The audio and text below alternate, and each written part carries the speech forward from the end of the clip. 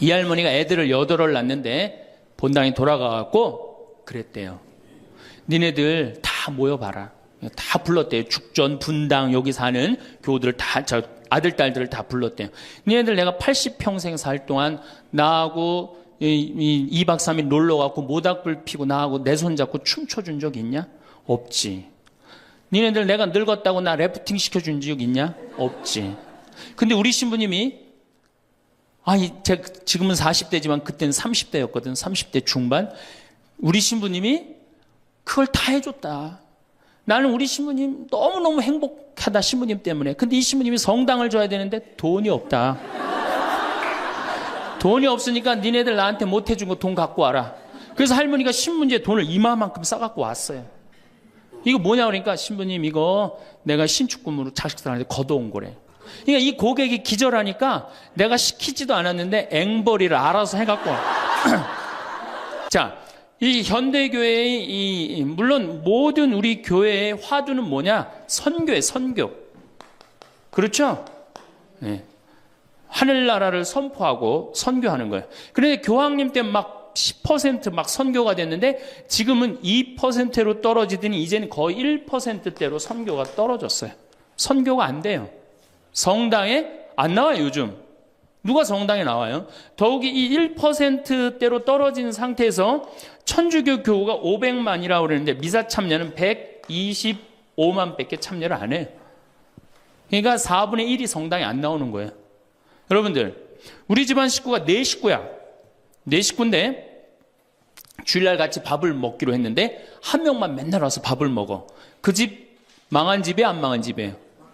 망한 집에 우리 천주교가 지금 신부들이 숫자가 없어갖고 교우들 많이 오는 게 그래도 잘 된다고 생각하지만 통계적으로 보면 망한 거예요.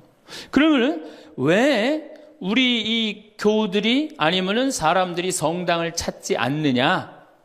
이거는 2만 달러가 넘어선 시대에는 이게 서비스를 원합니다. 대접받기를 원해. 2만 달러가. 이게 우리가 뭐 1,000달러, 2,000달러 때는 성당에서 신부님 막 혼내고 소리 질러도 어떻게 해요? 다 참고 살았어요. 왜? 내가 지질이 못 살고 있는데 여기 성당 가서 욕 좀 먹는다고 어때? 근데 지금은 내가 그랜저를 타고 다니고 아파트 지금 동백지구 그 좋은 데에 거기 아파트를 내가 지금 살고 있는데 성당 가서 신부가 막 욕하고 소리 지른다고 거기 참고 나올 것 같아요? 안 나갑니다. 바로 옆 성당 운전하고 가요. 옛날엔 죽으나 사나 어딜 들어가서? 거길 간 거예요. 근데 이제는 시대가 틀려졌어요. 여러분들은 사실은 하늘나라를 사신 고객이야. 예수님이 이 세상에 오셔서 뭐 팔고 가셨어요? 하늘나라 팔고 가셨어요. 로리베리 존슨이라고 최고 경영자 CEO라는 책을 쓴 미국의 경영 컨설턴트가 쓴 책인데 예수님은 하늘나라를 팔고 가셨다는 거예요. 저도 맞는 것 같아요. 여러분들은 하늘나라를 사신 고객이야, 고객. 근데 고객 경영의 가장 기본은 뭐야? 그렇지. 여러분들 만족하세요? 성당 나와서? 성당, 본당 신부님 모시고 왔다고 또 괜히 또 이상한 소리 하지 마시고 솔직히 말씀하세요. 사실 성당 나와서 만족하는 교우들 거의 없어요. 내가 지금 한 수백 성당 강의를 다녀봤는데 만족하지 않아요. 구조 자체가 만족을 못하게 돼 있어요. 본당 신부님의 문제가 아니라. 이제 고객 경영의 다음은 고객 감동이야. 성당 나와서 감동 받아요? 더 못 받지. 감동 무슨 감동이야. 이제는 고객 기절의 시대야. 성당 나와서 기절해요? 기절하기 쉽지 않습니다. 그런데 여러분들 핸드폰 회사에서 10년 전에 처음에 핸드폰을 내놓을 때 선전 하나가 저는 생각이 나요. 어떤 여성이 핸드폰을 이렇게 목에 걸고 막 자기 이 핸드폰에서 36화음이 막 나오는 거야. 너무너무 좋아. 그래갖고 앞에 전보산대를 못 봐요. 전보산대 못 받고 전보산대에 부닥쳐서 기절을 합니다. 그 컨셉이 뭐냐 하면은 우리 핸드폰 쓰면 기절시켜 주겠다. 그거거든. 그래갖고 단일 품목으로 1위에 올라섰어요.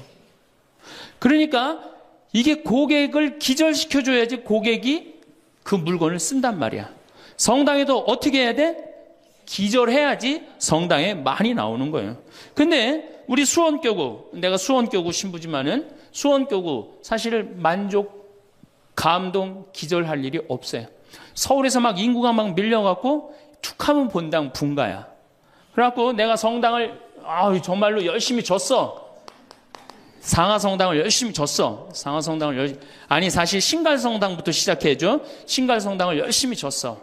그래갖고 열심히 져갖고 이제 근데 열심히 신앙생활을 해야 되겠다. 그런데 갑자기 어느 날 본당 신부가 본당 분가. 근데 재수없이 신갈성당에 속해서 사는 게 아니라 내가 살고 있는 데가 상하구역이야. 그럼 어떻게 돼요? 또 내야 돼. 그래갖고 또 한 5년 열심히 줬어. 근데 열심히 줬는데 내가 또 이사를 갔는데 돈 모았고 이사를 갔는데 그 와중에 동백으로 갔는데 거기서 또 성당을 또 짓는다고 신축금을 내라 그래. 고객 기절이 아니라 고객 짜증이에요. 여러분들 돈 있는 교우들은 그나마 열심한 교우들은 냅니다. 근데 돈 없는 교우들은 한 번 못 내고 두 번 못 내면 다음에 어때요? 나중에 나오지 뭐. 나중에 돈 생기면 그다음에 내가 나오지. 그리고 떠나요. 그게 10%예요. 한 번 질 때마다 떠나는 인원이 10%예요. 그러니까 개신교는 한 번 지면은 어때요? 또 신축금 냅니까? 안 냅니까? 안 내요. 죽을 때까지 내가 여기 다니면 되는 거예요. 근데 우리 천주교는 내가 그냥 이사 가는 데마다 그냥 성당 짓는데 골라서 가는 교우들도 있어. 그러니까 한 교우가 5성당 짓는 교우들도 많아요. 그래서 저한테 그러는 교우들 많아요. 신부님, 제가 앉은 자리에서 5개 졌습니다. 참 이게 참 어려운 일이죠. 5개 성당 지면 평생 신축금만 냈다는 거예요. 정말 우리 교우들을 우리 이 성당에서 정말로 고객 대접을 하느냐. 우선 용어부터가 기분 나빠요. 용어가 신자야, 신자. 믿을 신의 놈자짤 써요. 믿는 놈들이다, 이거 믿는 놈들이다. 천주교 공식 기도문이 뭐냐면 신자들이 바치는 빵과 포도주를 받아달라고 그래요. 신자들이.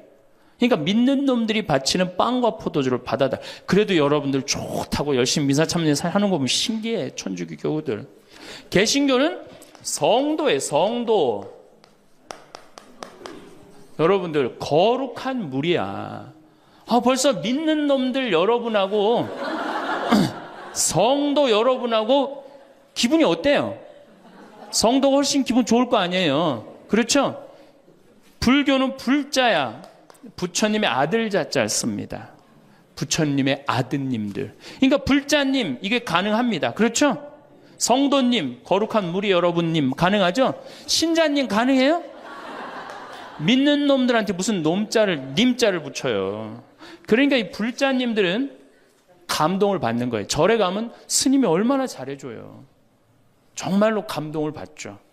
그러니까 이 불자들은 시주를 하면은 100만 원에서 1000만 원 정도 합니다. 한 번 하면. 정말 이렇게 해요. 시주 한 번 하면. 보통 뭐 영산제 49제 같은 거 지낼 때요. 1000만 원, 2000만 원 다 해요.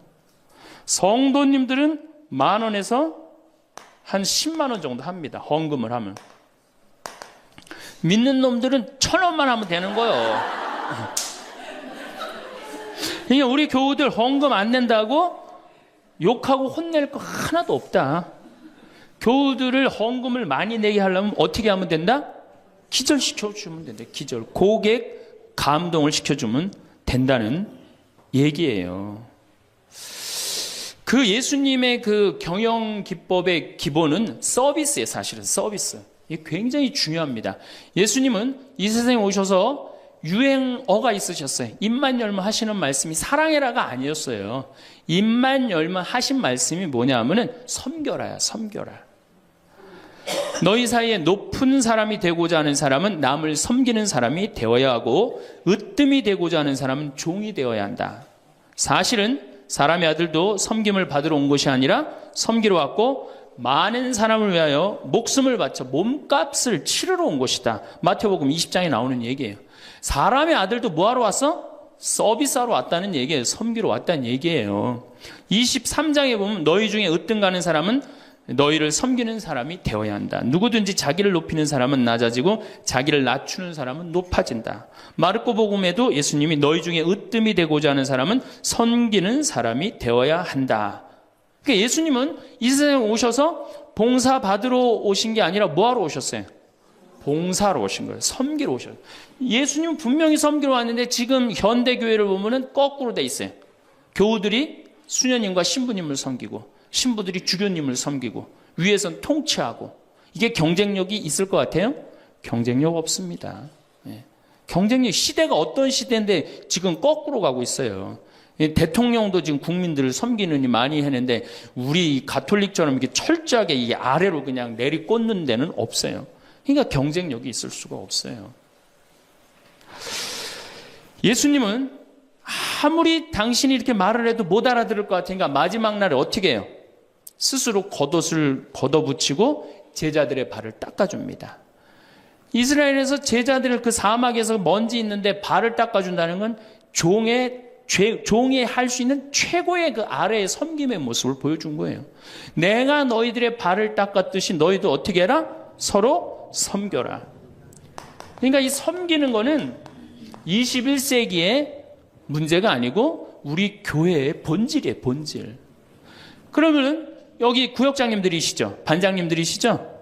오늘 오신 분들. 여러분들이 사실은 본당에서 누굴 섬겨야 돼? 교우들을, 신부님을 뭐하러 섬겨? 교우를 섬기라니까. 내 구역 식구, 반 식구를 얼마나 섬기느냐에 따라서 그 교회 공동체가 잘 되느냐, 잘 되지 않느냐가 결정되는 거예요. 제가 이렇게 환경센터, 수원에 우리 환경센터 있죠? 거기 직원 하나가 내가 자기 그 월급을 주는 신부인데도 하루는 와갖고 나한테 얼굴이 하얘져갖고 나는 세상에 이렇게 훌륭한 신부님을 처음 봤대. 무슨 얘기냐? 자기가 이 어느 서둔동 성당에 다니는데 그때 내 동창 신부가 있었어요. 한 10년 전 얘기예요. 동창 신부가 있었는데 자기 부인이 결혼을 하자마자 자궁에 문제가 있어갖고 병원에 입원을 한 거예요. 근데 이 형제는 세례를 받았지만 자매는 세례를 받지 않았어요. 그런데 그 구역에서 가만히 이렇게 가정방문을 이렇게 구역장님들이 사정을 제일 잘하는 사람이 누구예요? 구역 사정을 제일 잘하는 사람. 본당 신부가 알아요? 모릅니다. 구역장님들이 제일 잘 알아요. 그래서 구역장님은 본당의 작은 신부들이야. 이분들이 진짜 섬길 줄 알아야 돼. 근데 가정방문을 가보니까 그 집이 결혼을 했는데 새색시가 입원을 한 거야. 그냥 본당 신부한테 가서 얘기를 한 거예요. 근데 그 본당 신부가 그 자매한테 형제한테 편지를 보냈어요. 형제님, 결혼하자마자 자매님이 이렇게 아파갖고 얼마나 걱정이 많으냐. 내가 우리 구역장님 통해서 병원에, 빈센트 병원에 입원해 있었으니까 병원에 방문을 시켜주고 집안도 좀 이렇게 좀 돌볼 수 있도록 하겠다. 그러니까 너무 걱정하지 말아라. 우리 교회 공동체가 자매님 건강 회복을 위해서 기도하겠다. 이 편지를 우리 직원, 베드로라는 이 직원한테 보낸 거예요. 안 그래도 마누라도 아프고 막 결혼을 막 했는데 마음이 막 울적한데 그것도 본당 신부님이 편지를 보내갖고 위로를 해주니 이 고객이 감동 받겠어? 안 받겠어요? 감동 받을 수밖에 없어. 그래갖고 자기는 내 앞에서도 나는 우리 그 최 신부님을 제일 존경한다는 거예요. 이렇게 훌륭한 신부님이 어디 있냐는 거야. 이렇게 감동받고 아니나 달러 구역에서 병원에 가갖고 그 자매한테 기도도 해주고 또 집안 청소도 해주고. 그러니까 이 자매가 태어나자마자 뭐 했어요? 바로 입교했어요. 뭐 했어요? 바로 세례 받았어요. 이 자매가 세례를 받으니까 자기 친정 식구들 어떻게 돼? 당연히 따라서 세례를 받았어요. 우리가 길거리 뛰들고 나가갖고 잃은 양 찾기, 헌 양 찾기, 새 양 찾기 할 일이 아니에요. 진짜 선교 잘하려면 어떻게 하면 돼요? 감동시켜주면 돼요. 기절시켜주면은 알아서 옵니다. 근데 기절시켜줄 생각은 안 하고 어디서 뛰들르고 그냥 헌 양 찾고 새 양 찾고 그거 교우들 피곤해 안 피곤해? 솔직히 피곤해져? 이게 전국으로 나가는 거니까 확실하게 얘기하세요. 우리 천주교 교우들 부부싸움하고 어디 갈 데 있어요? 없죠? 여러분들 부부싸움 하면은 우리 정현석 신부님이 저기 재워줘요? 정영철 신부님 재워주세요? 사제관에 가면 재워줘요? 잤다가는 신부님도 쫓겨나고 여러분들도 쫓겨나요. 천주교는 어디 가서 잘 데가 없어요. 잘 때가. 그러니까 성당은 많이 저놀지 모르지만 교우들이 가서 쉴 데는 없단 말이에요. 영적으로 지친 교우들이. 근데 개신교는 여러분들 지금 버스 타고 여기 이 동백에서 여기까지 지금 오셨는데 여러분들은 못 느꼈지만 저는 그 길을 잘 알아요. 개신교 기도원이 10개가 넘게 여러분들 지나왔어요. 10개는 넘게. 그러니까 막 속상하고 싸우고 그러면 보따리 싸두고 어디 가요? 기도원 가면은 거기서 아버지 막 소리 지르고 막 이러면은 3일 정도 하면은 속 풀리잖아요. 그럼 또 돌아갈 수 있는 거 아니에요. 그거 얼마나 좋아요. 불교는 뭐가 있어요? 절에 가면 암자에서 다 재워줍니다. 제가 88년에 희방사라는 데를 갔었어요. 소백산을 갔는데 희방사에 갔는데 수녀님들하고 같이 갔었어요. 수녀님들하고 같이 여관을 갈 수가 있나? 그래서 희방사에 절에 들어가갖고 스님한테 그랬어요. 나는 신학생이고 우리 수녀님들인데 내일 새벽에 산에 올라가야 되는데 딱히 잘 데가 없다. 재워줬으면 좋겠다. 근데 스님이요. 지금도 기억이 남아요. 두말 않고 방 2개를 수녀님 방, 내 방 이렇게 딱 내주시는 거예요. 주무시고 가시라고. 근데 우리 천주교 어디 가서 좀 재워달라 그러면 재워줄 때 있어요? 교구청 가면 재워줍니까? 하루 저 어디 가서 잘 데가 없는데 여기 좀 재워주면 안 되겠습니까? 재워줘요? 우리는 우리도 모르게 벽을 하늘같이 쌓고 살고 있어요. 천주교에 들어오기가 제일 어려운 거예요. 돌다 맨 마지막에 오는 데가 어디야? 천주교야. 우리가 그만큼 높은 벽을 쌓아놓고 무슨 고객 만족 예수님이 섬기라고 그러는데 섬기긴 뭘 섬겨요.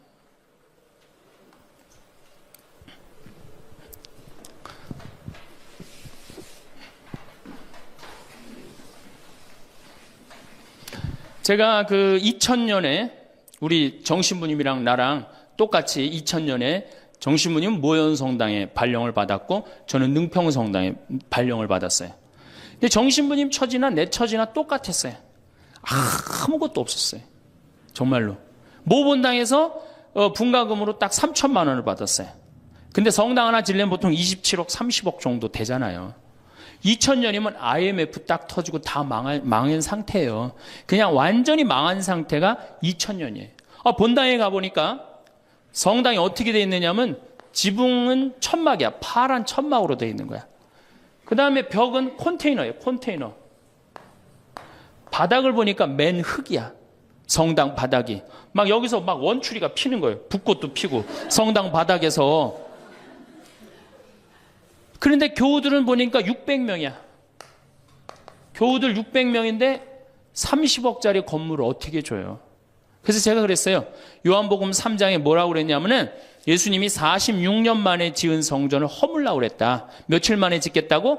3일 만에 짓겠다고. 예수님이 원했던 게 건물이냐 사람이냐? 그땐 교우들이 사람이래요. 그러면은 건물 짓는 건 중요한 게 아니다. 여러분들이 행복하면 그게 성전이다. 그리고 세계 어디에서도 성당 바닥에서 붓꽃도 피고 원추리도 피는 성당이 어딨냐. 이 최고 아름다운 성전이다. 난 성당 안 질 테니까 여러분들 그렇게 알아라. 근데 이 착한 교우들이 자꾸 신축금을 내는 거예요. 내지 말라고 그래. 안 짓는 데는데 부담스럽게. 그래서 제가 2번째 한번 또 공식적으로 얘기를 했어요.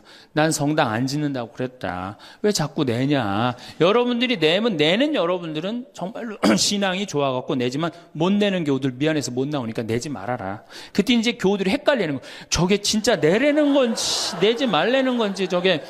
에? 그래서 첫 해에 교우들이 신축금을 얼마를 했냐면 7천만 원 했어요. 저는 굉장히 많이 했다고 생각해요. 굉장히. 첫 해에 600명 교우들이. 대신 이게 고객 3억 목표가 고객 기절이었기 때문에 이제 교우들한테 부활 때 성탄 때 선물 많이 줬어요. 왜냐하면 내긴 내는데 나오는 게 없잖아. 옛날에는 뭐 밀가루도 주고 그랬대는데 한 3, 40년 사이에 천주교에서 아무것도 안 나가요. 버릇 나빠진다고 교우들. 네. 그 대신 저는 제가 비누 공장 하니까 비누도 선물하고 내 동창이 우리밀 그거 운동하는 신부가 있으니까 그거 한 박스씩 다 하고 한 해는 성탄 때 너무 기분이 좋은 거예요. 그래서 오리농 쌀을 4kg짜리 한 가마를 집집이 다 선물을 했어요. 예수님 태어났으니까 태어난 날 밥 줘 먹으라고. 교우들이 막 성당은 막 지붕은 천막이고 막 여기 막 원추리도 피고 그러는데 맨날 선물 나오지. 성탄 때 밥 해 먹으라고 쌀을 선물로 주니까 교우들이 너무너무 막 전화를 하고 난리가 났어요. 신부님 너무너무 고맙다고. 그래서 제가 그렇게 고마웠냐 그랬더니 너무 고마웠대. 그럼 그 고마운 마음을 구유예물에 한번 표현해 봐라. 제가 이제 그랬어요. 그랬더니 교우들이 구유예물을 했는데 그때는 교우가 1000명이었는데 구유예물이 1700만 원이 나왔어요. 한 집에 7만 원씩 한 거예요. 기적이죠. 깜짝 놀랐어요. 저도 놀래고 교우들도 놀래고. 그래서 그 돈을 어떻게 했느냐? 아프리카에 다 보내버렸어요. 왜? 가난한 예수님 건데 성당 짓는데 안 짓는데 성당 짓는 기금을 한다는 게 그렇잖아요. 아프리카에 다 보내버렸어요. 교우들이 행복한 거예요. 어쨌든 성당은 없어도. 그리고 제가 이제 그 봄에 가을에 이제 할머니 할아버지들을 모시고 꼭 여기 생태마을에 모시고 왔어요. 모시고 와갖고 어떻게 주일학교들은 캠프 안 데려가도 할머니 할아버지는 2박 3일씩 내가 모시고 왔어요. 진짜 중요한 교회에서 중요한 세대는 할머니 할아버지예요. 미사 다 채우는 사람들이 누구예요? 할머니 할아버지 제일 중요해. 그리고 죽지도 않기 때문에 계속 중요한 세대로 남아 있어요. 계속 중요한 세대로. 그래서 이제 할머니 할아버지들을 모시고 와서 5월달 지금부터 이제 취나물 납니다. 고사리 납니다. 그럼 내가 뜯어갖고 같이 밤에 여기 모닥불 펴놓고 며칠 전에도 만수 1동 노인대학에 와서 모닥불 펴놓고 근사하게 놀고 갔어요. 모닥불 펴놓고 고기 구워 먹고 거기서 같이 춤추고 노래하니 할머니 할아버지들이 70, 80 평생 그러본 적 있어요 없어요? 한 번도 없는 너무너무 행복한 거예요. 여기 또 래프팅도 제가 시켜드려요. 할머니들 래프팅. 그래 이제 82살 먹은 스텔라 할머니가 허리가 이렇게 구부러졌는데 자기는 안 내려간다는 거예요. 왜? 신부님 난 늙고 허리도 아프고 그래서 힘도 없고 그래서 난 못한다고. 할머니 배만 타면 배가 떠내려가는 거지. 할머니 노짓는 것도 아니니까 그냥 가자. 그래갖고 이제 할머니 손을 잡고 저 래프팅장에 내려갔어요. 근데 이제 할머니 할아버지 한 100분 정도 계셨는데 이게 머리 하얀 할아버지, 머리 하얀 할머니들을 노란 하이바 씌워놓고 노란 조끼 입혀놓으니까 늙었는지 젊었는지 구분도 안 돼. 얼마나 이쁜지 몰라요. 그러고 딱 배를 타고 내려가 보니 얼마나 좋아요. 배가 두둥실 떠내려가는 것처럼 마음도 어때요? 나이 먹었다고 여러분들 감정이요. 늙었다고 감정이 없는 게 아니에요. 늙으면 늙을수록 더 감정이 더 정말로 애틋합니다. 그 할머니들 보니까 막 소양강 처녀 부르고 뭐 두만강 부르고 할아버지 배에 물 끼얹고 난리도 아니야. 이제 2시간이 지났어요. 래프팅이 끝나고 할머니가 패들이라고 그래요. 패들을 이렇게 쥐고 이렇게 허리가 구부러졌으니까 이렇게 올라왔어요. 할머니 어땠어요? 그랬더니 이 할머니 하시는 말씀이 죽어도 좋아. 그래요. 죽어도 좋아. 이 고객은 기절을 한 거예요. 이 할머니가 애들을 8을 낳는데 본당에 돌아가갖고 그랬대요. 니네들 다 모여봐라.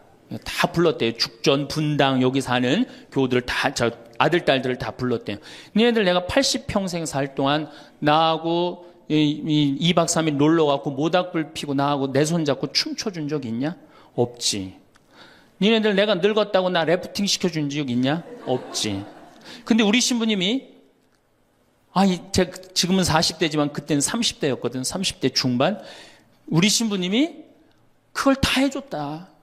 나는 우리 신부님 너무너무 행복하다. 신부님 때문에. 근데 이 신부님이 성당을 줘야 되는데 돈이 없다. 돈이 없으니까 니네들 나한테 못 해준 거 돈 갖고 와라. 그래서 할머니가 신문지에 돈을 이마만큼 싸갖고 왔어요. 이거 뭐냐 그러니까 신부님 이거 내가 신축금으로 자식들한테 걷어온 거래. 그러니까 이 고객이 기절하니까 내가 시키지도 않았는데 앵벌이를 알아서 해갖고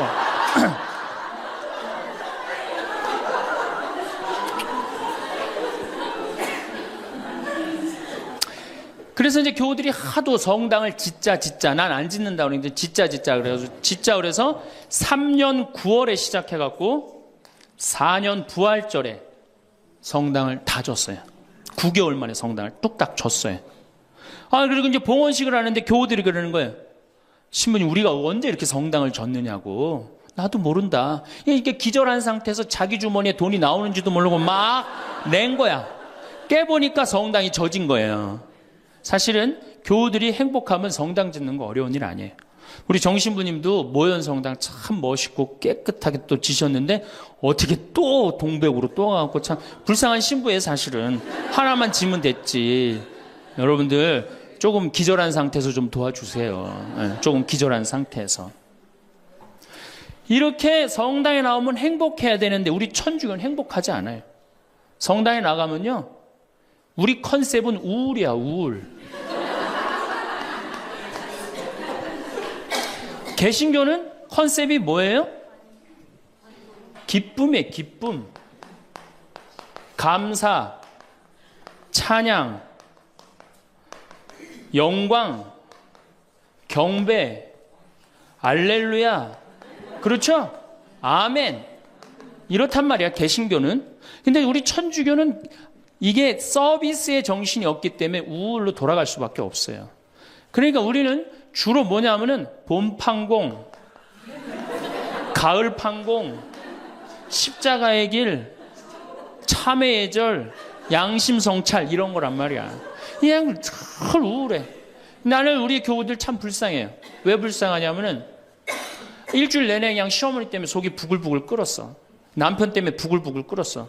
일주일 내내 며느리 때문에 속이 부글부글 끓었어. 그래갖고 성당에 가서 이걸 좀 풀어야 되는데, 성당 가면 어떻게 기를 죽이냐면 미사 시작 우리가 첫 전례가 뭐냐면 이 참회의 절이에요.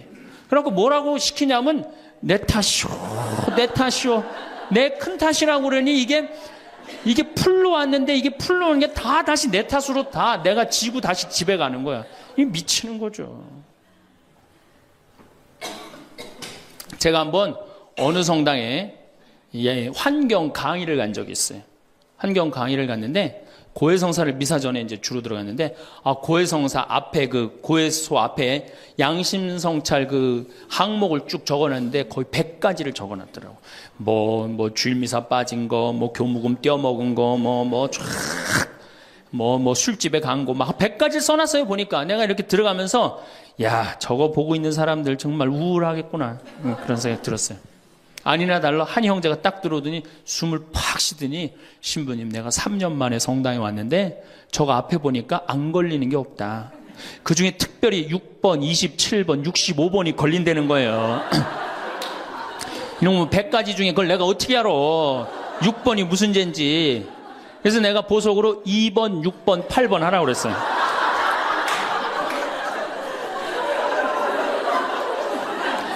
그러니까 우리 교우들은 이게 미사 참여를 해도 막 기쁘거나 내가 좀 하느님한테 경배를 드렸다, 내가 오늘 정말 알렐루야 아멘을 했다, 이런 기분이 안 들어요. 미사를 해도 막 그렇고 안 한 것 같기도 하고, 성가 소리 들으면 더 미쳐요. 내가 이 성가 이렇게 피정지도 나가서 부르다가 몇 번 죽을 뻔한 적도 있어요. 주여 임하소서 부르다가 죽을 뻔한 적 많아요. 어떻게 불러? 주여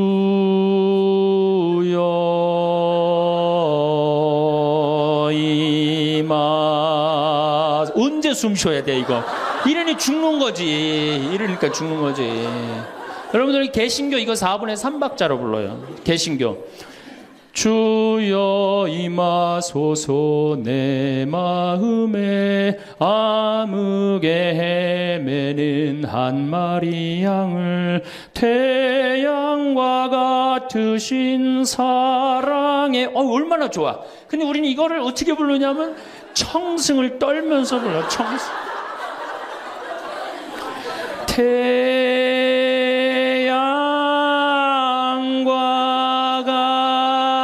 같으신 태양이, 무슨 놈의 태양이, 그런 태양이 있어요. 그래서 성가하고 나면 힘들어. 막 기쁜 게 아니라. 그렇지 않아요? 난 대림절에 제일 부르기 싫은 노래가 구세주 빨리 오사야. 그 노래 미칩니다. 그게 빨리 오라는 거예요? 오지 말라는 거지.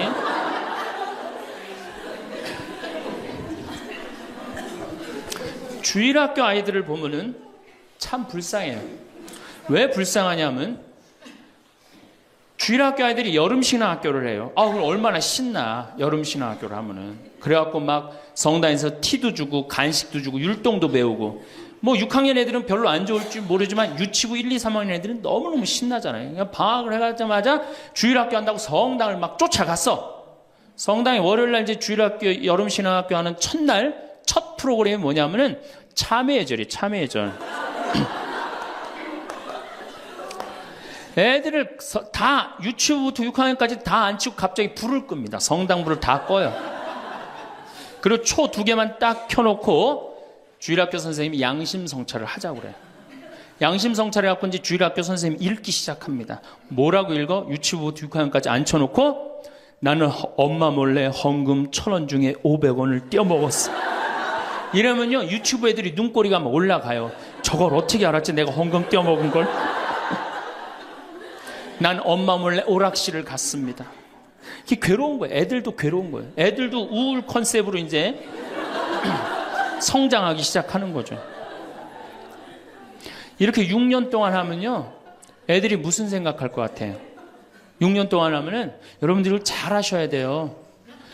6년 동안 맨날 참회절하고 돈 떼어먹고 오락실 가고 성당 안 나가고 부모에게 불호 효도한 놈이 6학년 딱 졸업할 때 무슨 생각을 하냐면, 그래, 나 같은 죄인은 이제 더 이상 성당 나갈 수가 없어. 나는 주일학교 졸업하는 동시에 성당 안 나올 거야. 죄인들은 다 떨어져 나가요. 그러니까 주일학교가 1,000명이면 중고등학교는 몇 명으로 줄어들어? 100명으로 줄어들어요. 900명의 죄인은 다 떠난 거예요. 나머지 100명은 이제 성당에 그래도 나오는데, 얘네들은 어떤 애들이냐? 정말 착한 애들이든지 정말 어리삐리한 놈이지 둘 중에 한 놈만 성당에 나오는 거예요.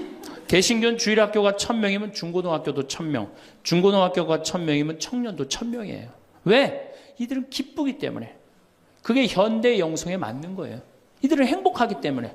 교회 나가면 행복하잖아. 찬양도 하고 영광도 드리고. 근데 이놈 먹고 성당만 나가면 눈 감켜놓고 뭐 돈 떼어먹었느니 뭐 이러니 애들이 성당 나가고 싶어요. 점점 줄어드는 거예요. 정말로 우리 애가 아이들한테, 이 주일학교 아이들이 끝까지 신앙생활을 잘 시키고 싶으면 기쁨의 신앙을 가르쳐야 돼요. 영광의 신앙, 감사의 신앙. 우리가 이게 우울의 극치를 보면은 성지순례 때 이제 우울의 극치야. 성지순례. 이거는 진짜 이제 고쳐야 되는 병 중에 병이에요. 성지순례 언제 갑니까? 5월에 가죠? 9월에 가죠? 여러분들 본당 신부님 정말로 훌륭한 본당 신부님 만나갖고 5월 오늘 2일이죠? 이 좋은 때, 얼마나 경치가 좋아요, 여기. 좋죠? 이렇게 좋은 데 딱 들어와서 장미 만발하고 철쭉 쫙 펴있고 하늘은 파랗고 구름도 높고 얼마나 좋아. 가을에 코스모스 만발하고. 근데 이제 솔매로 성지순례를 간단 말이야. 근데 막 버스를 타려고 그랬는데 내 마음에 맞는 자매가 내 같은 버스를 탔어. 그럼 막 손잡고 팔짝팔짝 뛰어. 그 다음에 허리에는 돈주머니도 차고 간식도 했단 말이야. 근데 레지오 단장이 가만히 보니까 우리 컨셉은 우울인데 저거 너무 들떴다. 그래갖고 이제 버스에 딱 올라타면은 묵주를 딱 꺼내라고 그래.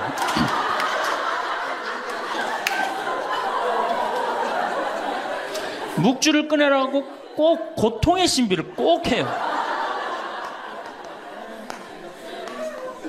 그리고 난 다음에 뭐 예수님 뭐 피땀 흘리심을 묵상합시다. 뭐 가시관 쓰심을 묵상합시다. 뭐 두들겨 맞으심을 묵상합시다. 십자가에 올라가심을 묵상합시다. 내려오심을 묵상합시다.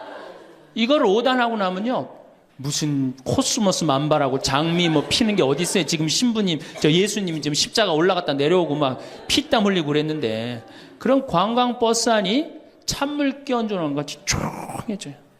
그러면 내가 보기엔 그것만 해도 충분한데, 또 김대원 신부님 생애를 누가 또 들고 나와서 읽기 시작을 합니다. 신부님 할아버지는 감옥에서 매 맞아 죽고, 아버지는 1839년 기회박해 때 목 잘려 죽고, 막 이런 얘기하면은 버스 안이 뭐 지금 뭐 관광버스를 탔는지, 이게 관광버스가 아니에요. 장례차가 가는 거, 장례차.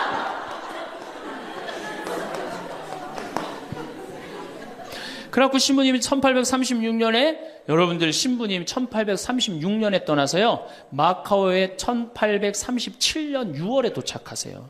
6개월 동안을 걸어서 간 거예요. 기가 막히죠?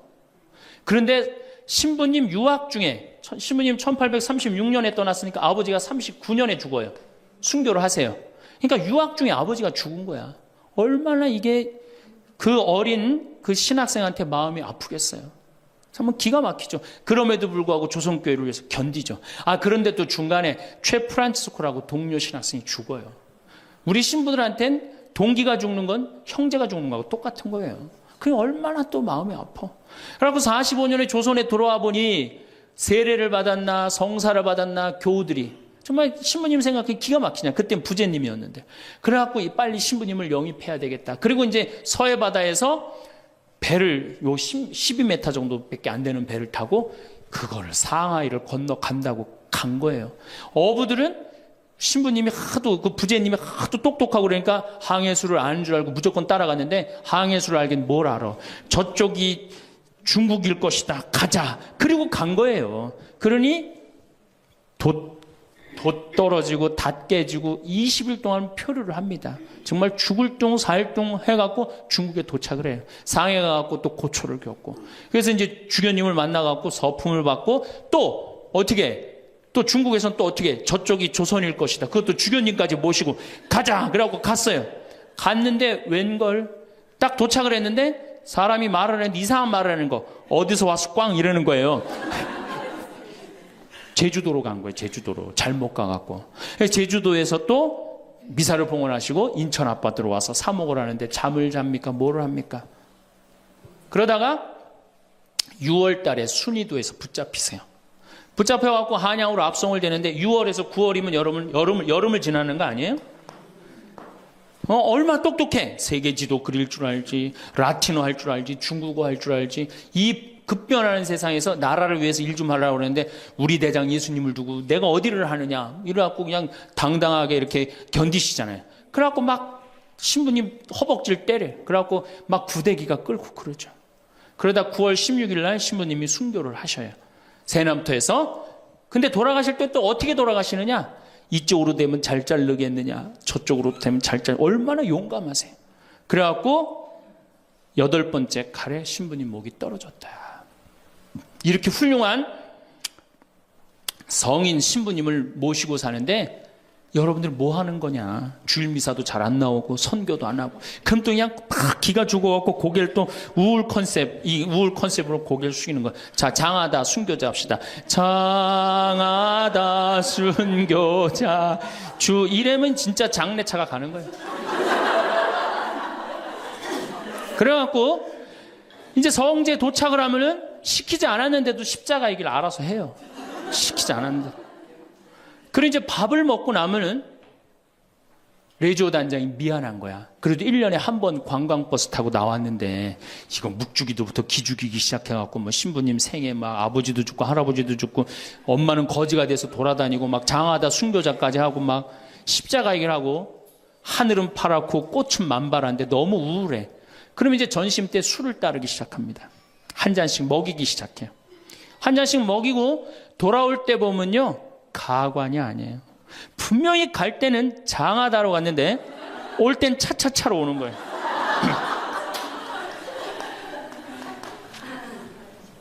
제가 보좌신부 때 그때는 92, 3년도니까 대단했었어요. 지금은 많이 사고 때문에 못 일어나게 했죠. 그때는요. 관광버스 그 사이에 나와갖고 춤 엄청나게 췄어요. 내가 거긴 굉장히 큰 성당인데 7개 꾸리아였어. 여성 꾸리아가 4개나 있었어요. 성주순례를 가고 싶은데 젊은 보좌 신부랑 가고 싶은 거예요. 나한테 한 달을 조르는 거 가자고. 난 가기 싫다. 왜 가기 싫으냐? 그랬더니 거기 가면은 갈 땐 거룩한데 올 때는 너무 정신 없어서 난 가기 싫다. 그래도 우리 단장들이 막아줄 테니까 신부님 갑시다. 그래서 제가 그럼 갑시다 하고 갔는데 갈 땐 역시 거룩하게 가더라고요. 근데 그 성당은 여러분들처럼 굉장히 젊은 성당이야. 젊은 아줌마들이 많았어요. 내리자마자 술을 소주에 박스로 그냥 먹는 거예요. 근데 딱 버스에 올라타자마자 복도에 나와서 춤추기 시작해요. 근데 저는 이해가 돼요. 1년 내내 우울했는데 딱 하루 스트레스 풀 수 있는 유일한 기회는 언제야? 성주순례 돌아오는 길. 한국 천주교 공인 다 똑같아요. 모든 성당이 다 똑같아요. 갈 땐 거룩하고 올 땐 난장판이에요. 막 춤을 추다가 자기네들끼리 춤추니까 재미없잖아. 보좌신부하고 같이 추고 싶은데 맨 앞에 보좌신부는 앉아있는데 이 단장님들이 막았는데 제가 어쩔 수 없이 끌려나갔어요. 신부님 우리하고 좀 오늘만은 같이 좀 놀아달라고 그래서 저는 춤출 줄 몰라요. 신부님 걱정하지 말라고. 우리가 다 알아서 한다고. 어떻게 알아서 해? 내 손을 붙잡더니 막. 그래갖고 이제 한 5분 정도 쳐갖고 이제 예의를 갖췄겠다 싶어갖고 이제 좀 들어가겠습니다. 그랬더니 이 자매님들이 힘이 얼마나 좋은지 내 양복 뒷덜미를 딱 잡더니 가긴 어딜 가느냐고. 오늘만은 안 된다고. 우리하고 오늘만은 신부님 우리하고 함께 놀아줘야 된다고. 그럼 막 추는 거예요. 뒤에 있는 아줌마들이 뭐라 그래? 야, 니네들만 신부님 데리고 놀지 말고 뒤로 좀 보내 이러냐. 그러면 이제 이때부터는 이제 이 아줌마가 한번 품에 안고 추고 저 아줌마가 한번 품에 안고 추고 들어가지도 못하고 제발 나 좀 들여. 그때 뭐 보자 신부니 지금이야 이제 막 인상 쓰고 승질 부리면 되지만 그때는 그게 됩니까? 막 보자 신부 때 통제가 안 돼요. 그런데 성당 도착 2km 전에 기적이 일어납니다. 갑자기 누가 마이크를 붙잡더니 하늘에 계신 우리 아버지 이러면요 다 자기 자리로 뛰어들어가요. 알아서. 나는 하늘에 계신 우리 아버지가 그렇게 전능한지 그때 딱 알아봐요. 하늘에 계신 우리 아버지 굉장히 전능하세요. 그래갖고 이제 은총이 가득하신 마리아를 하면은 이게 머리를 다듬습니다. 이제 은총이 가득한. 그리고 이제 영광이를 해요. 영광이 하면 이제 우울해지는 거예요. 그리고 사회자가 한마디 합니다. 우리 이제 본당에 돌아가서 열심히 살자고. 그럼 다 우울하게 집에 가는 거예요. 왜 신앙생활하면서 왜 우울해야 되느냐? 왜 내가 하느님을 믿으면서 정말로 자랑스럽고 당당하고 행복하지 않느냐? 문제가 많습니다. 예수님은 굉장히 축제를 좋아하셨어요. 예수님은. 여러분들 예수님 태어날 때 어떻게 태어나셨어요? 태어날 때부터 범상치 않게 태어났죠? 어떻게 태어났어요? 쇼를 하면서 태어났잖아요. 우주 쇼를 하면서. 그리고 예수님은 항상 뭐라고 그러셨느냐면 하늘나라를 잔치에 비유하기를 좋아하셨어요. 잔치 참 좋아하셨어요. 잔치. 좋아하셨잖아요, 잔치. 그리고 당신은 항상 어디에 비유하기를 좋아하셨어요? 신랑에 비유하기를 좋아하셨어요. 이거 기쁨의 우울이에요. 기쁨이죠? 그리고 예수님 부활하고 난 다음에 제자들 막 물고기 다 잡았을 때 어떻게 해줬어? 물고기 바베큐로 준비를 해줘갖고 와서 먹어라. 먹는 거 굉장히 중요하게 여기신 분이 예수님. 먹는 거. 예수님 뭐 바리사이나 사두가이가 예수님 보고 욕할 때 뭐라 그래? 저 사람 맨날 먹고 마신다. 맨날 먹고 마신다. 예수님은 먹고 마시는 거 무지 좋아해요. 그래서 첫 기적을 뭘로 하셔요? 가나의 혼인잔치로 하는데 뭘로 만들어? 술을 많게 하는 기적을 하잖아요. 그러니까 술로 당신의 구원 사업을 시작하신 분이에요. 예수님은. 술로 시작해서 술로 끝내십니다. 어떻게? 최후의 만찬 때 술 3잔 마시고 성찬절례 제정하신 거예요. 얼마나 우리의 인간의 삶을 축복하셨어요. 그런데 2000년 동안 그리고 예수님 뭐라 그랬어요? 행복. 구약 시대는요 전부 하지 말아요. 뭐 하지 마라, 뭐 달린 짐승 먹지 말아라, 뭐 하지 말아라, 뭐 하지 말아라, 주일 안식일 날 뭐 하지 말아라, 맨 하지 말아잖아. 근데 신약 시대 와갖고 예수님이 입을 열어 하신 첫 마디가 뭐냐면은 첫 설교, 첫 강론. 이게 굉장히 중요합니다. 첫 강론이. 첫 강론이 마태오복음 5장부터 8장까지에 있는 산상설교예요. 그 산상설교의 첫 강론이 뭐냐면 진복 8단이에요. 예수님이 입을 열어갖고 하신 거는 하지 마라가 아니라 해라야, 해라. 어떻게 해라? 행복하여라 마음이 가난한 사람들. 행복하여라 마음이 온유한 사람들. 행복하여라 마음이 깨끗한 사람들. 행복하여라 슬퍼하는 사람들. 그러니까 예수님이 우리한테 원했던 건 뭐야? 행복하기를 원한 거예요. 행복하기를. 5장 8절에 뭐라고 그러셨냐면 너희는 기뻐하고 즐거워하라. 하늘에 받을 상이 크다. 우리 보고 기뻐하고 즐거워하라고 그러는데 2000년이 지나서 와서 보니까 기뻐하고 즐거워하는 건 온데간데 없고 우울만 남아있어. 이거 문제가 있는 거죠. 그리고 7장에 뭐라고 그러셔요? 너희들 걱정하지 말아라. 내일 걱정은 누구한테 맡겨라? 내일한테 맡기고 오늘 한 일로 오늘로 충분하다. 이렇게 예수님이 우리한테 행복한 걸 가르쳐 줬는데 우린 행복은 온데간데 없고 우울한 것만 남아갖고. 그러니까 우울하니까 우리 천주교 교우들은요, 하늘을 향하지 않습니다. 어딜 향해요? 땅바닥을 향해. 땅바닥을 향하다 보니까 못 받은 것만 생각나는 거야.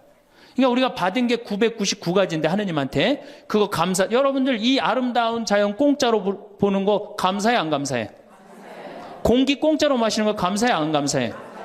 하느님이 빈님 공짜로 내려주시는 거 감사해 안 감사해? 북한에서 안 태어나고 남한에서 태어난 거 감사해 안 감사해? 감사하죠? 감사할 게 얼마나 많아. 이 하늘을 봐야지 감사한데 우린 우울하니까 땅바닥만 보는 거야. 그러니까 못 받은 것만 생각나는 거야. 못 받은 거 더 달라고 하느님 부담스럽게 묵주기도 9일기도 54일기도 해가면서 계속 달라고 그러고.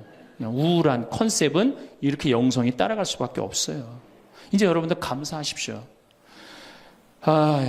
데살로니가 전서 5장 16절에 뭐라 그래? 항상 감사하시오. 항상 기도하시오. 항상 기뻐하시오. 이것이 우리 주 예수 그리스도를 통하여 드러내신 하느님 아버지의 뜻입니다. 그랬어요. 그러니까 여러분들 정말로 내가 하느님을 믿는다. 내가 천주교 신앙생활을 한다. 그러면은 그거는 굉장히 당당한 거고 감사한 거고 영광스러운 거예요. 근데 우리 자꾸 젖어들어요. 오그라들어. 내가 신학생 때 한번 밥을 먹으면서 일반 음식점에서 성호를 긋고 밥을 먹었어요. 성부와 성자와 성령의 이름으로 아멘하고 밥을 이렇게 기도를 하고 먹었는데 반대편에 앉아있는 형제가 내가 보긴 성당 다니는 형제 같아 보니까. 근데 저 젊은 놈이 성호를 긋고 밥을 먹으니까 굉장히 미안했나 봐요. 그래서 이렇게 보는데 내 눈에 딱 띄었어요. 허벅지에 십자가를 이렇게 긋고 먹더라고요. 우리 신앙이 자꾸 이렇게 오그라드는 거예요. 우리가 하느님께 받은 은혜가 너무 많으면은 하느님께 영광 드리고 그 받은 은혜에 대해서 다른 사람한테 자랑하는데 우리는 그런 영성이 없어요. 못 받은 것만 생각나고. 그러니까 이 감사기도, 찬양기도, 영광기도 드리는 것보다는 간구기도가 훨씬 많아요. 우리가 간구기도를 하다 보면 자꾸 하느님을 의심하게 됩니다. 여러분들 신앙은요, 감사드리고 찬양드리다 보면 하느님과 거의 하나가 되는데요, 자꾸 간구기도를 바치면 자꾸 하느님과 갭이 생겨요. 점점 멀어지는 거예요. 그러니까 여러분들이 청원기도를 많이 하면 할수록 어때요? 하느님과 멀어지는 거예요. 그래서 예수님이 뭐라 그랬어요? 너희들 굳이 이 말 저 말 하지 말아라. 하느님 아버지가 다 알아서 해줄 거다. 그 좋은 말씀을 우리가 다 듣고도 우린 신앙의 본질을 자꾸 어긋나고 있는 거예요. 그래서 여러분들 이제 우울을 내다 버리십시오.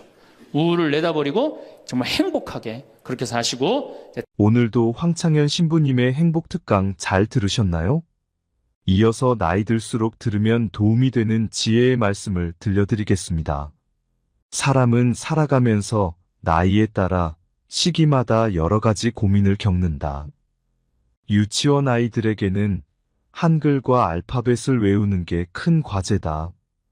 초등학교에 입학하면 구구단을 외우는 게 고민이다. 학생은 공부하는 게 고민이고 청년은 연애나 취업으로 고민이다. 어른이 되면 고민이 끝이 나는가? 직장이나 사회생활은 물론 집에서의 가족관계 등 고민거리가 많다. 지나고 보면 사실 그때 고민하던 문제는 별것 아니었는데 그 당시에는 알턱이 있나? 이 세상에 공짜로 주어지는 것은 아무것도 없다.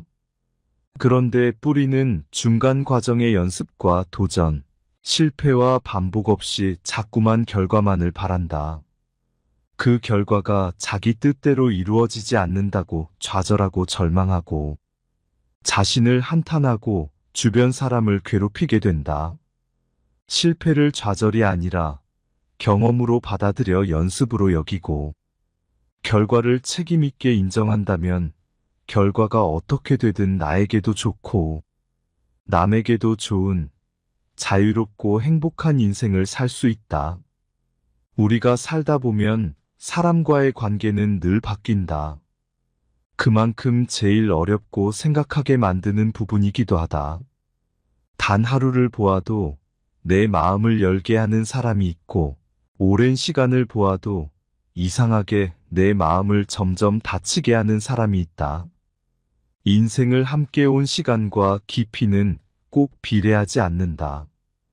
관계에서 의미가 있는 것은 시간이 아닌 마음의 진실이기 때문이다.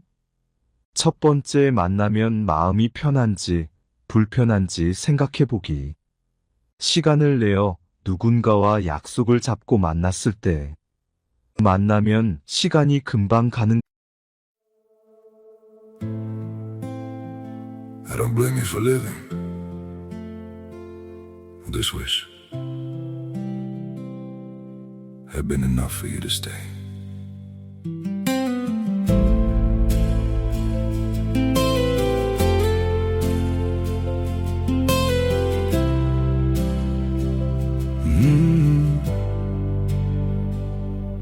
I saw it coming in the way you changed, in the silence between your words.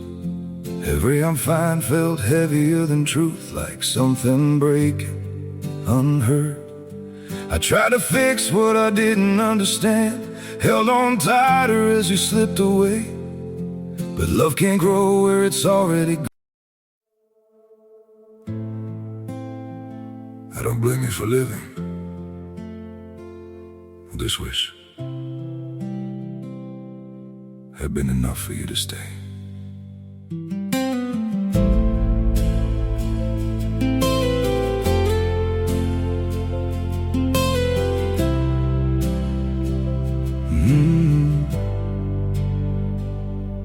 I saw it coming in the way you changed, in the silence between your words.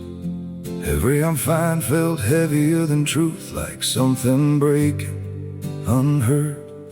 I tried to fix what I didn't understand, held on tighter as you slipped away. But love can't grow where it's already gone. I don't blame you for living this wish had been enough for you to stay.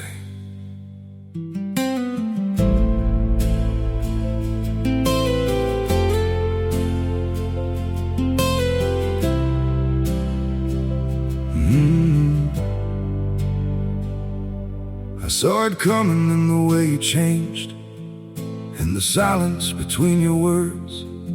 Every I'm fine felt heavier than truth, like something breaking unheard. 것만 같고 같이 있으면 즐겁고 편한 사람이 있는가? 그렇다면 그 사람은 내 인생에 있어서 꼭 옆에 두어야 할 사람이다. 반대로 만나면 이상하게 불쾌해지고 불편하며 집에 와서는 찝찝함이 무언가를 골똘히 생각하게 만드는 사람이 있는가? 그런 사람은 내 사람의 기준에 포함되지 않는다. 삶을 살다 보면 정말 많은 부류의 사람을 만나게 된다. 인생을 오래 살아왔고 많은 경험을 가진 사람들은 알 것이다. 재물이 많고 잘나고 똑똑한 친구를 옆에 두는 것보다 같이 있으면 마음이 편해져 사심없이 나의 이야기를 쉽게 풀고 들어주는 친구가 있다는 것이 얼마나 소중하고 값진 것인지를. 재물이 많고 똑똑한 친구 있으면 좋다 하지만 그것이 전부가 아니다. 삶을 지혜롭게 살아온 사람들은 하나같이 말한다. 내 마음이 편한 게 인생의 최고의 덕목임을. 내 사람이라고 생각되게 하는 사람은 그 사람을 생각할 때 마음이 따뜻해지며 저절로 미소가 지어진다. 만나면 더욱 더 마음이 편안해져 마음의 위로를 받게 해주는 사람이다. 그런 사람의 특징은 함께 무언가를 이야기하지 않고 옆에 있어주는 것만으로도 어색하지 않고 편안하다. 멀리에 있어도 가깝게 있는 듯이 느껴지고 가까이 있어도 절대 부담되지 않는다. 만나면 한도 끝도 없는 이야기 속에 잔잔한 웃음과 함께 시간이 흘러가는지도 모를 만큼 즐거운 시간을 보내게 해주는 사람이다. 혹시 이런 사람이 주변에 있는가? 그렇다면 그 사람은 내 사람으로 두어도 되는 사람이다. 두 번째, 시간을 내서라도 나를 만나는지 생각해보기. 내가 누군가를 만날 때 정말 만나고 싶고 같이 있으면 좋은 사람은 어떻게든 만나고 싶어 만남을 청한다. 시간이 없다면 다음에 시간을 만들어서라도 약속을 잡는다. 상대방도 마찬가지다. 나와 같이 있고 싶고 꼭 만나고 싶다면 그 사람이 정말 바쁜 사람이더라도 어떻게든 시간을 내서 나와의 약속을 만든다. 그만큼 나를 좋아해주는 사람이기에 내 사람이 될 수 있다. 시간이 날 때만 나를 만나려고 하는 것과 시간을 내서라도 나를 만나려고 하는 것은 정말 큰 차이가 있다. 시간은 마음과 비례한다. 시간을 내는 것이 별거 아니라고 생각이 들 수도 있다. 하지만 절대 그렇지 않다. 서로에게 특별한 의미를 주는 것이다. 하루하루 바빠 자기 자신의 시간도 제대로 가지지 못하는 현대 사회에서 나에게 시간을 내서 만난다는 것은 그만큼 나라는 존재를 깊이 생각하고 있다는 것이다. 나를 찾아주는 사람이 있다는 것은 정말 소중하고 값진 일이다. 세 번째, 안 맞는 점도 인정하고 받아들이는지 생각해보기. 사람은 누구나 완벽할 수는 없다. 누구나 장점이 있고 단점이 있기 마련이다. 사람은 모두 성격과 기질 그리고 살아온 환경이 다르다. 그렇게 타인과 내가 다름을 인정하고 존중하는 것은 어려우면서도 평생 이해 못할 영역 중 하나이기도 하다. 하지만 완벽하게 모든 것을 이해할 수는 없어도 성숙한 어른이라면 이해하려고 노력이라도 해보려고 한다. 상대방과 내가 다르다는 것은 어쩔 수 없는 영역이다. 모든 것이 통할 수는 없기 때문이다. 그렇게 사람과의 인간관계에서 나와의 다름을 인정하고 받아들일 수 있는 사람은 참되고 성숙한 어른이 분명하다. 그리고 그만큼 공감 능력이 뛰어난 사람이다. 인정을 하면 상대방을 이해할 수 있음을 누구보다도 잘 알고 있기 때문이다.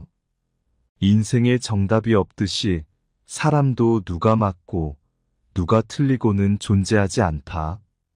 이러한 것을 이해하려고 하는 사람은 상대방을 존중하며 받아들일 수 있는 것이다. 이런 사람은 그릇이 큰 사람이기에 내 사람으로 두어야 할 사람 중 한 명이다. 다른 것이지 틀린 것이 아님을 잘 알기 때문에 함께 있으면 다툼이 나는 일도 적고 인생을 살아갈 때 더불어 둥글게 살아갈 수 있는 사람이기에 함께 있으면 좋은 사람이다. 네 번째, 나를 존중해 주는지 생각해보기. 서로가 서로를 존중할 때 서로를 함부로 대할 수 없다. 내가 상대방을 존중해 주는데 상대방은 나를 무시하고 험하게 대한다면 그 사람은 절대 내 사람이 될 수 없다. 만약 나를 무시하고 낮춰보는 사람이 있다면 하루빨리 그 사람과의 관계를 끊어내기를 바란다. 내 자신을 가치 있게 해주고 존중해주는 사람과의 삶에서 살아야 한다. 존중을 받는다는 것이 거창하고 대단한 것이 아니다. 있는 그대로의 나를 받아들이고 인정해주며 내가 말하는 모든 것을 함부로 폄하하지 않는 것을 말한다. 나의 말에 귀 기울여주고 나를 인격적으로 대해주는 사람은 내 인생에 있어서 내가 절대 놓쳐서는 안 되는 사람이다. 나라는 존재를 존중해준다는 것은 나를 중요한 사람으로 인정해주는 것과 같다. 존중하며 이해하는 사람은 나를 더욱더 성장시키며 내 삶에 있어서 에너지를 얻어 긍정적인 삶을 살 수 있도록 힘을 키워낸다. 나를 그렇게 만들어줄 수 있는 사람이 단 한 명이라도 곁에 있다는 것은 성공한 삶이라고 할 수 있다. 존중을 받는다는 것은 나의 자존감을 높여주는 대단한 힘이다. 존중을 받는다는 것은 내 인생에 있어 정말 큰 선물이다. 그러한 큰 힘과 선물을 주는 사람은 꼭 내 사람으로 두어야 한다. 5번째, 내가 힘들 때 곁에 있어주는지 생각해보기. 인생은 항상 평탄하지는 않다. 행복한 시기도 있지만 아닌 시기도 분명 존재한다. 내가 잘 되고 행복할 때 함께 기뻐해주고 곁에 있어주는 사람이 있다는 것은 너무나도 감사하고 좋은 일이지만 내가 정말 힘들 때 곁에 있어주는 사람은 내 인생에 있어서 무조건 옆에 고이고이 소중하게 두어야 할 사람이다. 너무나도 힘든 고통과 절망 속에서 허우적거리고 있을 때, 삶이 너무 힘들어 주체 없이 흔들릴 때, 정말 진심으로 필요한 것은 내 옆에 묵묵히 있어주는 따뜻한 온기이며 사람이다. 무언가를 대단하게 하지 않고 옆에 있는 것만으로도 힘이 되는 사람이 있다. 내가 슬플 때 조용히 눈물을 닦아주고 말을 들어주고 응원을 해주며 옆을 지켜주는 사람이 있다면 그 사람은 내 인생에 있어 함께하기에 값진 사람이다. 이런 사람은 내 사람임을 깨닫고 소중하게 대해주어야 한다. 어떤 사람이 진짜 내 사람이고 내 옆에 둬야 하는지 진국인 내 사람을 알아보는 것은 엄청난 능력이다. 내 인생을 찬란하고 값지게 만들어주기 때문이다. 한 번쯤 이런 생각을 해봤으면 한다. 당장 내일 무슨 일이 일어날지 모르는 이 인생사에서 무슨 일이 일어나도 아무 문제가 없는 삶을 살아가는 것. 이것이 고마움이고 행복이다. 비가 오면 비가 오는 대로 좋고, 맑으면 맑은 대로 좋고, 추우면 추운 대로 좋고, 또 더우면 더운 대로 좋다. 그렇게 마음이 자유로운 삶이 행복으로 가는 길이며 마음의 봄이다. 늘 행복한 당신에게는 자연스레 주변에 좋은 사람들이 분명히 함께할 것이다. 주위의 소중한 분들에게도 공유해 주시면 좋을 것 같습니다. 한 번 더 들으시면 가슴에 더욱 새겨질 것입니다. 반복 재생합니다. 자, 이 현대교회의 물론 모든 우리 교회의 화두는 뭐냐? 선교예요, 선교. 그렇죠? 네. 하늘나라를 선포하고 선교하는 거예요. 그런데 교황님 때 막 10% 막 선교가 됐는데 지금은 2%로 떨어지더니 이제는 거의 1%대로 선교가 떨어졌어요. 선교가 안 돼요. 성당에 안 나와요, 요즘. 누가 성당에 나와요? 더욱이 이 1%대로 떨어진 상태에서 천주교 교우가 500만이라고 그러는데 미사 참여는 125만 밖에 참여를 안 해요. 그러니까 4분의 1이 성당에 안 나오는 거예요. 여러분들, 우리 집안 식구가 4식구야. 4식구인데 주일날 같이 밥을 먹기로 했는데 한 명만 맨날 와서 밥을 먹어. 그 집 망한 집이에요, 안 망한 집이에요? 망한 집에 우리 천주교가 지금 신부들이 숫자가 없어갖고 교우들 많이 오는 게 그래도 잘 된다고 생각하지만 통계적으로 보면 망한 거예요. 그러면 왜 우리 이 교우들이 아니면은 사람들이 성당을 찾지 않느냐? 이거는 2만 달러가 넘어선 시대에는 이게 서비스를 원합니다. 대접받기를 원해. 2만 달러가. 이게 우리가 뭐 1,000달러, 2,000달러 땐 성당에서 신부님 막 혼내고 소리 질러도 어떻게 해요? 다 참고 살았어요. 왜? 내가 지질이 못 살고 있는데 여 성당 가서 욕 좀 먹는다고 어때? 근데 지금은 내가 그랜저를 타고 다니고 아파트 지금 동백지구 그 좋은 데에 거기 아파트를 내가 지금 살고 있는데 성당 가서 신부가 막 욕하고 소리 지른다고 거기 참고 나올 것 같아요? 안 나갑니다. 바로 옆 성당 운전하고 가요. 옛날엔 죽으나 사나 어딜 들어갔어? 거길 간 거예요. 근데 이제는 시대가 틀려졌어요. 여러분들은 사실은 하늘나라를 사신 고객이야. 예수님이 이 세상에 오셔서 뭐 팔고 가셨어요? 하늘나라 팔고 가셨어요. 로리베리 존슨이라고 최고 경영자 CEO라는 책을 쓴 미국의 경영 컨설턴트가 쓴 책인데 예수님은 하늘나라를 팔고 가셨다는 거예요. 저도 맞는 것 같아요. 여러분들은 하늘나라를 사신 고객이야, 고객. 근데 고객 경영의 가장 기본은 뭐야? 고객 그렇지. 여러분들 만족하세요? 성당 나와서? 성당, 본당 신부님 모시고 왔다고 또 괜히 또 이상한 소리 하지 마시고 솔직히 말씀하세요. 사실 성당 나와서 만족하는 교우들 거의 없어요. 내가 지금 한 수백 성당 강의를 다녀봤는데 만족하지 않아요. 구조 자체가 만족을 못하게 돼 있어요. 본당 신부님의 문제가 아니라. 이제 고객 경영의 다음은 고객 감동이야. 성당 나와서 감동 받아요? 더 못 받지. 감동 무슨 감동이야. 이제는 고객 기절의 시대야. 성당 나와서 기절해요? 기절하기 쉽지 않습니다. 그런데 여러분들 핸드폰 회사에서 10년 전에 처음에 핸드폰을 내놓을 때 선전 하나가 저는 생각이 나요. 어떤 여성이 핸드폰을 이렇게 목에 걸고 막 자기 이 핸드폰에서 36화음이 막 나오는 거야. 너무너무 좋아. 그래갖고 앞에 전보산대를 못 봐요. 전보산대 못 받고 전보산대에 부닥쳐서 기절을 합니다. 그 컨셉이 뭐냐 하면은 우리 핸드폰 쓰면 기절시켜 주겠다. 그거거든. 그래갖고 단일 품목으로 1위에 올라섰어요. 그러니까 이게 고객을 기절시켜 줘야지 고객이 그 물건을 쓴단 말이야. 성당에도 어떻게 해야 돼? 기절해야지 성당에 많이 나오는 거예요. 근데 우리 수원교구, 내가 수원교구 신부지만은 수원교구 사실 만족, 감동, 기절할 일이 없어요. 서울에서 막 인구가 막 밀려갖고 툭하면 본당 분가야. 그래갖고 내가 성당을 정말로 열심히 줬어. 상하성당을 열심히 줬어. 사실 신갈성당부터 시작해줘. 신갈성당을 열심히 줬어.